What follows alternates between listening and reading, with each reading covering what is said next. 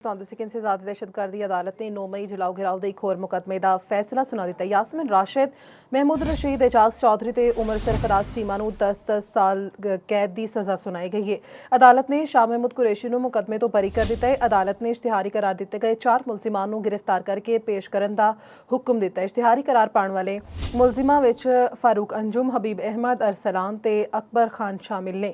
इंसदाद दहशतगर्दी अदालत के जज मंजर अली गुल ने फैसला पढ़ के सुनाया। अदालत ने कोट लखपत जेल में फैसला सुनाया।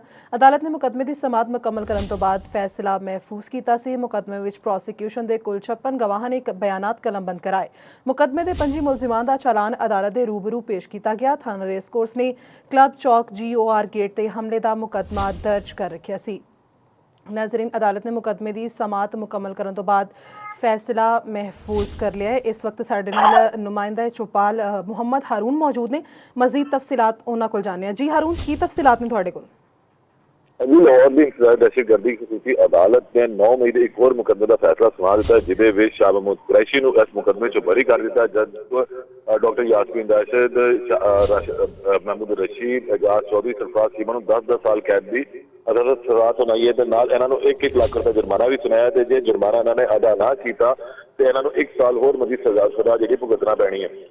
लाहौर का मुकदमा से जिदे इन्होंने इल्जाम है कि इन्होंने GOR बंद का जो गेट है तोड़िया, उस पुलिस एहलकार की वायरलेस भी ले ली है। उस अलावा शीशे तोड़े ने, कैमरे, सिक्योरिटी कैमरे जोड़े ने वो भी इन्होंने तोड़ दिते सन। जिस तो बाद थाना रेसकोर्स पुलिस ने मुकदमा दर्ज किया। लाहौर दहशतगर्दी की अदालत के जज मंजर अली गिल ने इस मुकदमे की जी समात है वह कोट लखपत जेल में की थी, जिसे जिले प्रोसिक्यूशन के कोलों 56 जोड़े गवाहान से उन्होंने पेश किया गया। अदालत ने 13 मुलजमान को सजा सुनाई है, जबकि 8 मुलजमान जोड़े ने बरी किए।